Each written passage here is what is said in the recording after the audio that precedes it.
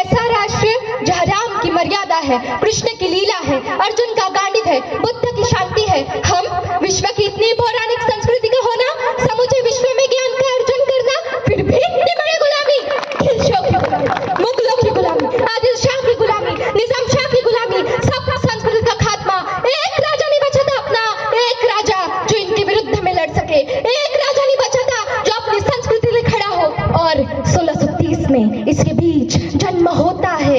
एक अग्नि ने जन्म दिया, एक अग्नि को। दशानन के सामने पुरुषोत्तम राम के जैसा, कृष्ण कंस के सामने कृष्ण के जैसा, अर्जुन के सामने कौरव के सामने अर्जुन के जैसा, जरासंध के सामने भीम के जैसा।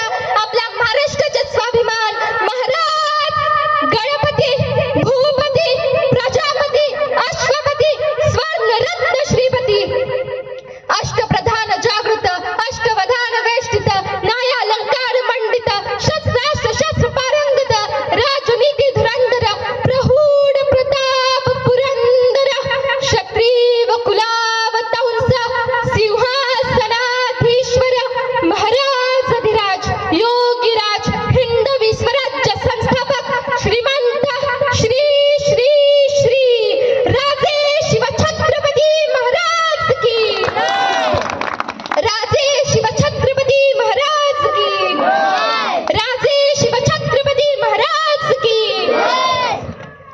सर्वांना माझा नमस्कार. मी पायल केशवराव उंद्रे, इयत्ता 9वीची विद्यार्थिनी, आजच्या भाषणास सुरुवात करते. मी त्या महाराष्ट्रातून येतो ज्या महाराष्ट्रात छत्रपती शिवाजी महाराजांनी 18 पगड जातीच्या लोकांना एकत्र करून स्वराज्य स्थापित केले. खरं तर शुकाळ ही जगण्याची स्पर्धा नव्हे, शुकाळ ही बघण्याची स्पर्धा होय. महाराज एखादी मोहीम काढायचे आणि यशाचे म्हणायचे, आपण जाणार राज, आपण मरणार राज. तसेच बाजी म्हणायचे, ही मोहीम आपली, आपण जाणार राज, आपण मरणार राज. तसेच बाजी, तसेच तानाजी म्हणायचे, अहो बाजी, आता आपण जाणार, आता आपण मरणार राज. जगाच्या पाठीवरचा पहिला काळ जिथे माणसं जगण्यासाठी नव्हे तर मरण्यासाठी स्पर्धा करतात, जिथे जगायला नव्हे तर मरायला सुद्धा शिकवलं जातं, ते म्हणजे स्वराज्य होय, ते म्हणजे स्वराज्य होय. मित्रांनो, मैं जय श्री राम जरूर कहती हूँ, लेकिन उससे पहले मैं जय शिवराय कहती हूँ. कारण छत्रपती शिवाजी महाराजच होते ज्यांच्यामुळे अंगणातील तुळस, मंदिरातील देव, गोठ्यातील गाय आणि घरातील माय सुरक्षित आहे. महाराज जेव्हा मात्र 9 वर्षांचे होते ते जिजाऊंसोबत बँगलोरला गेले होते. त्यावेळी परिसर नवा, किल्ला नवा, रात्र झाली होती. शुभा कुठे दिसत नव्हते. त्यावेळी आऊसाहेब चिंताग्रस्त झाला. त्यांनी शिपाईला शोध लावण्याची आज्ञा दिली. तेव्हा एक शिपाई जिजाऊंकडे आला व म्हणाला, शिवाजी राजे नर्तकीचा नाच गाण्याचा कार्यक्रम पाहत आहे. हे ऐकताच जिजाऊ संतापल्या. त्यांनी कान धरून शुभांना ओढत आणले व म्हणाल्या, तुम्हाला राजे व्हायचंय ना, तुम्हाला राजे व्हायचंय ना, तर एक गोष्ट लक्षात घ्या, तुम्हाला कसा राजा व्हायचंय, तुम्हाला कसा राजा व्हायचंय, जो फक्त नावाने राजा असावा की लोकांच्या मनाने देखील राजा असावा. शुभांना आपली चूक कळली आणि जगाच्या पाठीवरचा पहिला राजा जो स्त्रियांना नाचवणारा नव्हता बल्कि वाचवणारा होता, ज्याच्या दरबारात कधीही स्त्रियांचा अपमान झाला नाही, तो असा राजा होता. महाराजांनी कधीच महाल बांधला नाही. संपूर्ण आयुष्यात महाराजांनी कधी महाल बांधला नाही. का बांधला नाही? महाराजांनी महाल यासाठी बांधला नाही. बाहेरच्या राजांनी महाल बांधले व त्या महालामध्ये बायका नाचवल्या. माझ्या राजांनी 365 गडकिल्ले बांधले. त्या गडकिल्ल्यांच्या जोऱ्यावरती इथल्या बायका वाचवल्या, इथल्या बायका वाचवल्या. आज बरेचसे लोक असतात जे स्वतःला हिंदू, मराठी, मावळे म्हणतात आणि रात्री तमाशा बघायला जातात किंवा दारू पितात. त्यांना मी एवढंच म्हणेल, हिजड़े वो नहीं होते जो रस्तों पर ताली बजाकर पैसे मांगते हैं. हिजड़े वो नहीं होते जो रस्तों पर ताली बजाकर पैसे मांगते हैं. हिजड़े तो वो होते जो खुद को हिंदू, मराठी, मावड़े कहकर रात को तमाशा देखने जाते हैं, रात को तमाशा देखने जाते हैं. आजच्या बायका कसं कौतुक करते हो पोरेचं. आमचं पोरगं ना कुणाच्या अध्यात जात नाही, कुणाच्या मध्यात जात नाही. जिजाऊ अशा म्हणणं असतं तर आमचा शिवबा ना कुणाच्या अध्यात जात नाही, कुणाच्या मध्यात जात नाही. तो किल्ला, तो अफजल खान त्याच्याकडे वाकून सुद्धा पाहत नाही. हिंदवी स्वराज्य उभं राहिलं असतं का हो? नाही. जिजाऊंनी सांगितलं, आऊसाहेबांनी सांगितलं, जावं शोभा जावं. आपल्या बापाचा बदला अफजल खानाचा मुर्दा याच मातीत गाडून द्या. आपल्या भावाचं छत्रपती संभाजी महाराजांचं उसनं पेढा महाराज जावं. एका आईने आपल्या पोराला सांगितलं.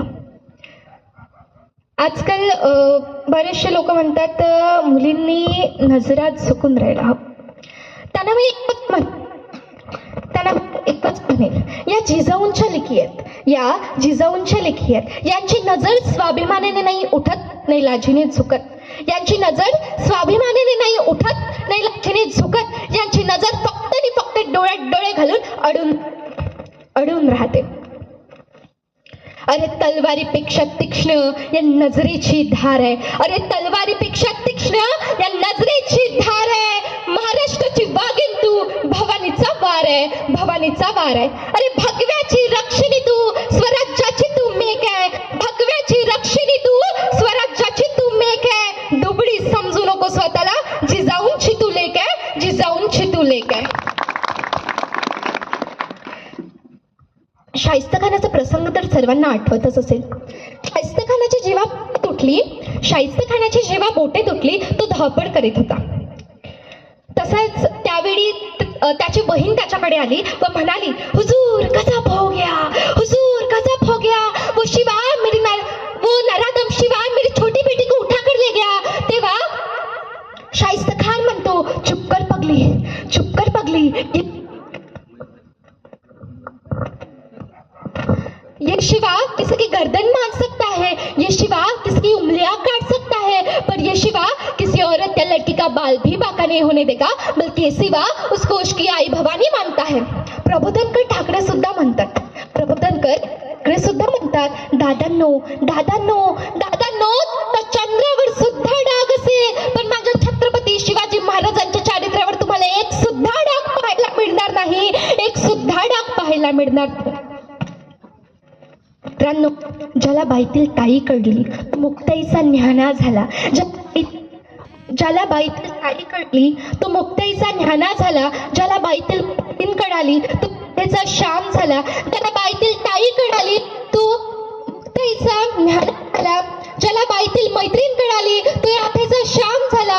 ज्याला बाईतील पत्नी कळाली तो राम झाला.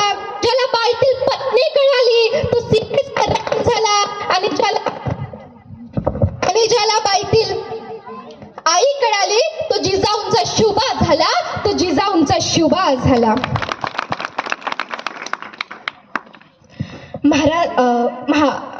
आयुष्यात एकदा तरी रायगड बघितला पाहिजे.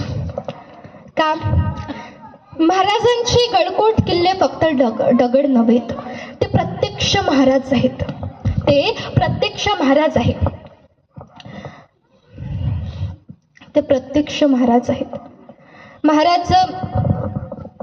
महाराजांनी प्रत्येक गडकोट किल्ल्यांची गॅरंटी दिलेली आहे. कारण त्यावेळी टक्केवारी नव्हती, त्यावेळी फक्त इमानदारी होती. रायगडावर लिहिलेला आहे, एक शिलालेख लिहिलेला आहे. त्यावर लिहिलं आहे, याव चंद्र दिवा करोती. म्हणजे जोपर्यंत